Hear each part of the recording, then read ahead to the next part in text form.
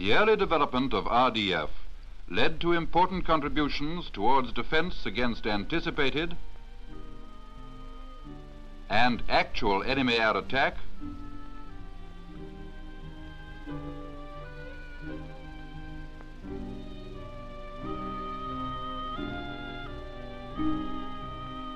the air offensive against the enemy,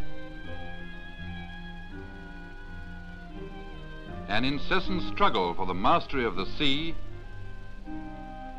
and the great group of operations which culminated in the D-Day landing.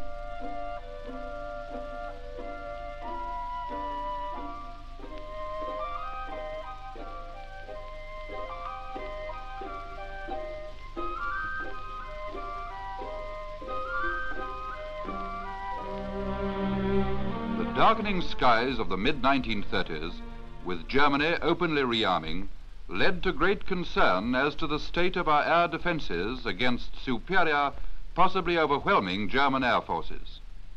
To advise the Chief of Staff's committee on what measures should be taken, the Tizard Committee of prominent scientists had been set up. At that time, only visual methods of detecting enemy aircraft were known, in addition to some acoustic devices involving large concrete reflectors with a maximum range of about 20 miles and considerably shorter ranges in usual practice. The committee, therefore, examined proposals to utilize reflections from aircraft based on ionosphere research work at Slough, leading eventually to an experimental demonstration at Daventry on the high-power CW transmitter in conjunction with modified ionosphere reception equipment.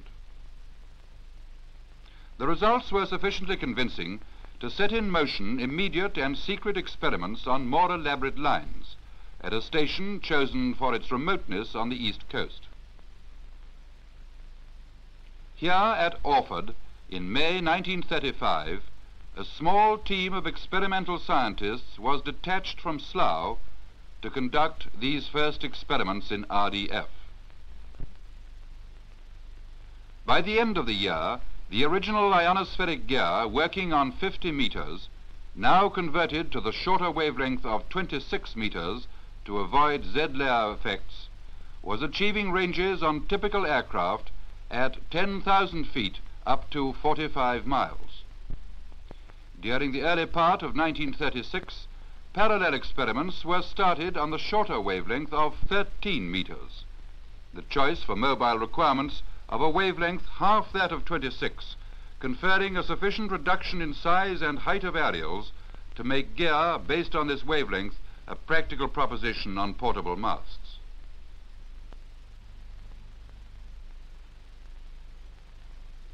By early 1937, the mobile equipment now transferred to Bordesais, where the major 26-meter experiments had preceded it a year previously, had solved the problems of range, sense, DF, and height. And in March of that year, the first radar three-dimensional fix was achieved. During the summer, the experiments were transferred to Dunkirk for field trials. Radiated illumination from the transmitter was all round.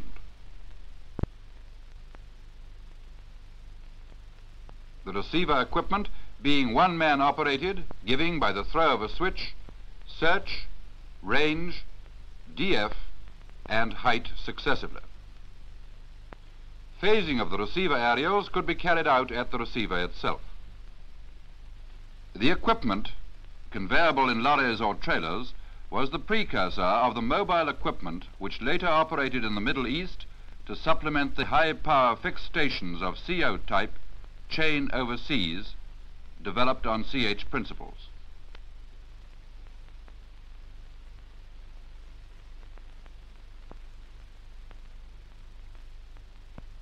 CH, chain home, was the name by which the major experiments at Bordesais on 26 meters had become known. By 1937-38, 4 out of 5 of the estuary stations sited at Bordesais, Bromley, Canewdon, Dunkirk, and Dover were in operation, working at a mast height of 240 feet and by then giving DF fixes height and sense. At the Munich crisis of September 1938, 3 additional stations constructed with mobile type equipment were erected in 10 days on the east coast to extend some cover to the estuaries of the Forth, Humber and Wash.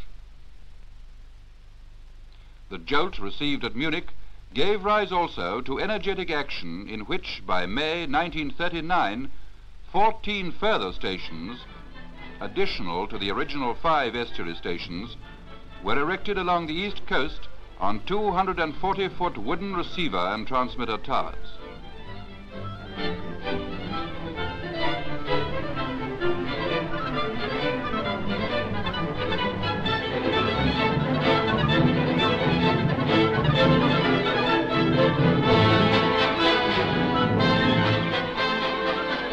By this means, substantially continuous cover was given along the east coast, and the stations were put into immediate operation to guard against an undeclared attack from Germany.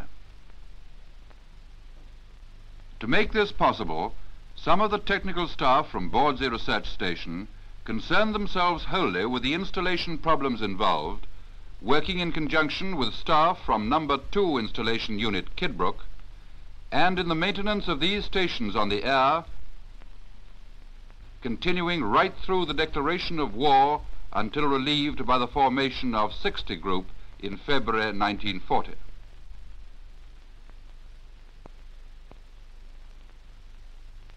After the outbreak of war, a further chain of stations was erected along the west coast, mainly during 1940.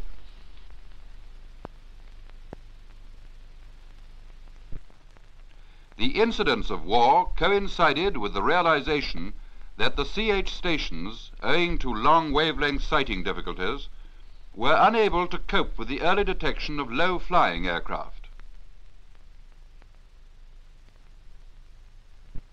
To meet this menace, the so-called CD, coastal defense type of station, developed at Bordsey during the previous 18 months, using for the first time rotating aerials, was adapted in a few weeks to produce some 5 CDU, coast defence U-boat stations, to guard Scapa Flow at the extreme north of Scotland, the Orkneys and Shetlands.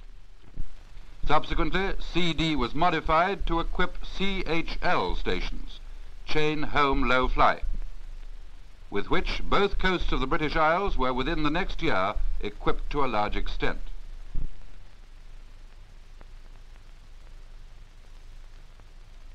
These stations gave good low-flying cover using split beam technique with its greater accuracy in azimuth.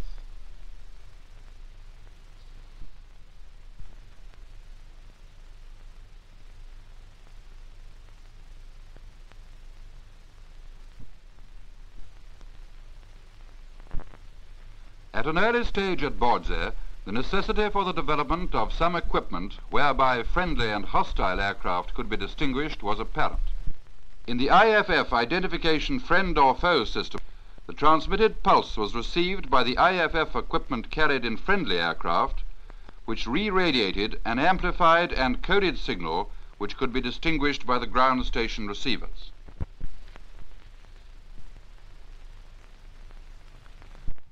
Some important experiments by the airborne group were being carried out on the precursors of 1.5 meter AI, aircraft interception, and ASV, air-to-surface vessel, in parallel with the CD, IFF, and other experiments at Bordsey during the brisk 18 months prior to the outbreak of war. In early flying with experimental type gear, rough CRT picture maps of coastlines were an incidental outcome. Experimentation from 1935 onwards had provided real early warning insurance against attack. The necessity of maintaining exhausting standing patrols of the incomparable but few Hurricanes and Spitfires and the men that flew them was obviated by RDF's 20 minutes warning, and the Battle of Britain was won.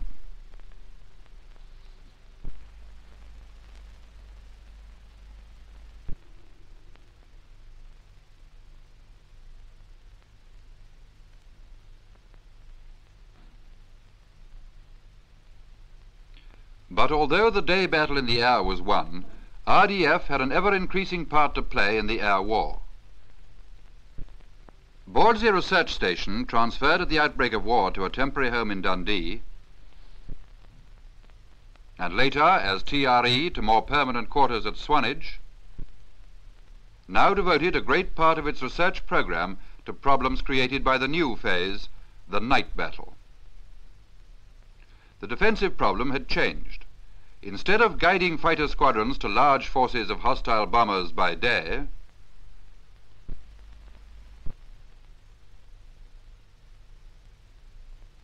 it was now necessary to guide a single fighter to a single enemy aircraft by night. During the summer and autumn of 1940, AI Mark III, using horizontal polarization, was operational in Blenheims. It was not free from ambiguity and possessed poor DF facilities. And in the Mark IV equipment fitted to bow fighters, vertical polarization was introduced. AI Mark IV, still on 1.5 meters, gave ranges from 20,000 feet down to 600 feet, and was the main AI equipment in use until autumn 1941. Meanwhile, owing to the limited range of AI, a form of ground control was essential to guide the night fighter close enough to the hostile bomber for AI contact to be made. The 2 or 3 minutes delay involved in passing information to the filter room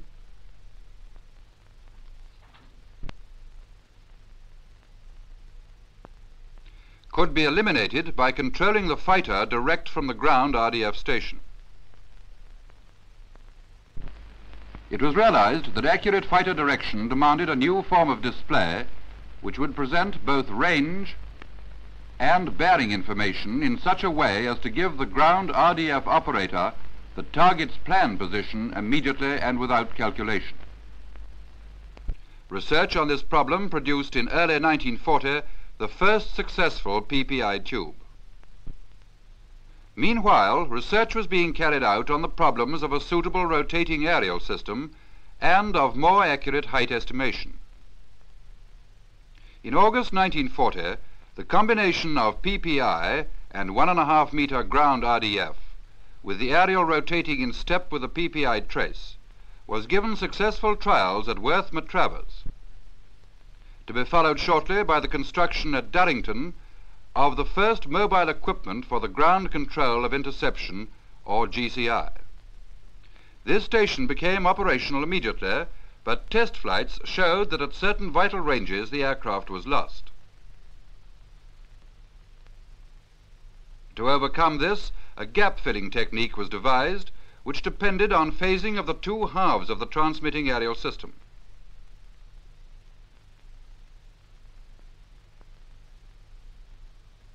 A similar technique led to improved accuracy in height finding, and the success of GCI was now sufficiently assured for 6 stations to be erected by the beginning of 1941. This new control system resulted in a steady rise in enemy loss figures during the months that followed. Later, fixed GCIs on 1.5 meters were built, incorporating many improvements such as the Skyatron, and finally it was possible for 3 controllers to work from the same station or happydrome, each handling a separate interception, for which, as in many other ground equipments, the heavy engineering requirements were covered by RAE. It was known that the enemy was preparing to jam on 1.5 meters, and to anticipate this move, a GCI equipment was developed on 50 centimeters, this being close to one of the wavelengths on which the enemy's own radar was operating, and one therefore unlikely to be jammed. The first of these 50 centimeter GCIs, known as AMES Type 11, was operational in March 1942. When the enemy used his 1.5 meter jammers, the first occasion being the Scharnhorst and Gneisenau Channel episode, stations in the Dover area were seriously affected.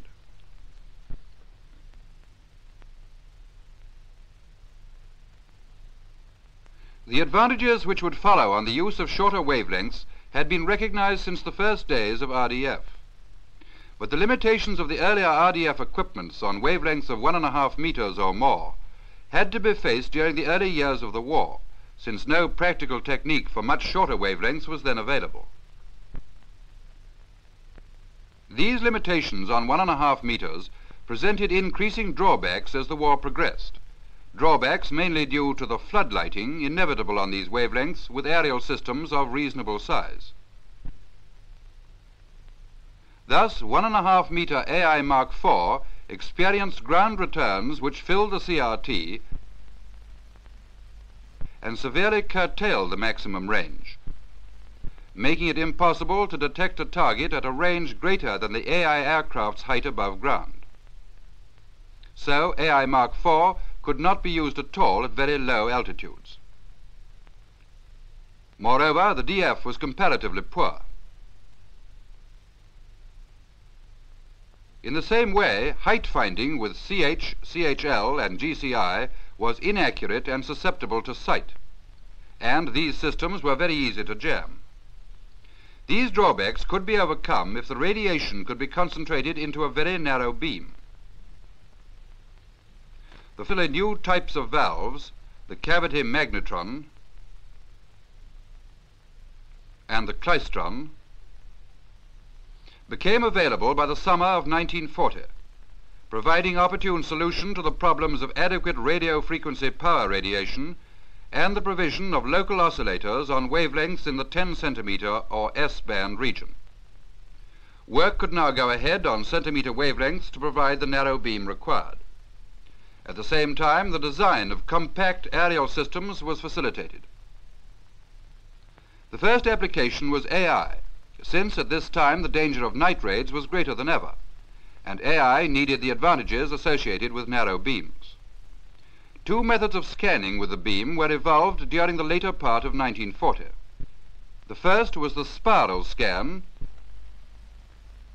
with which was developed a new type of display showing range, bearing and elevation simultaneously.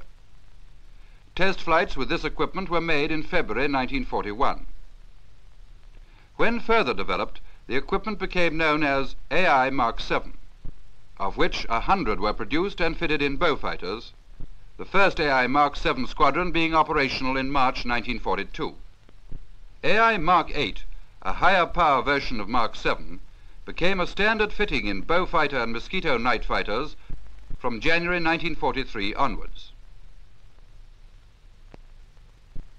Mark VIII gave a greater maximum range than Mark VII, some 5 miles on a medium bomber, and incorporated facilities for IFF interrogation, homing beacons and beam approach, BABs.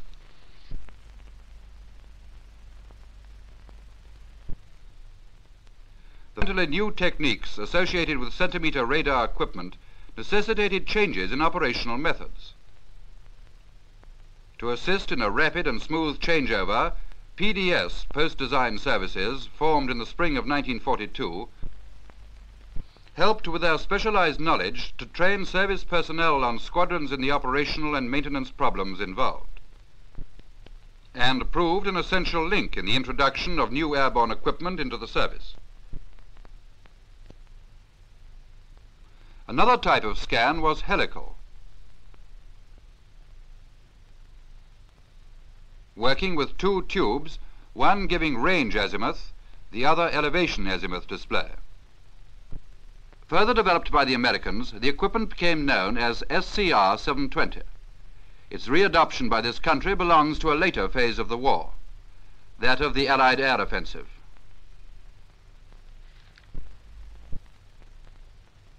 The introduction of centimeter equipment into aircraft raised the problem of the use of ground beacons working on meter wavelengths. A solution was provided by the introduction of the Lucero interrogator, which, used in association with centimeter sets, triggered off 1.5 meter ground beacons or responders and enable the centimeter aircraft installation to receive and display the responder pulses.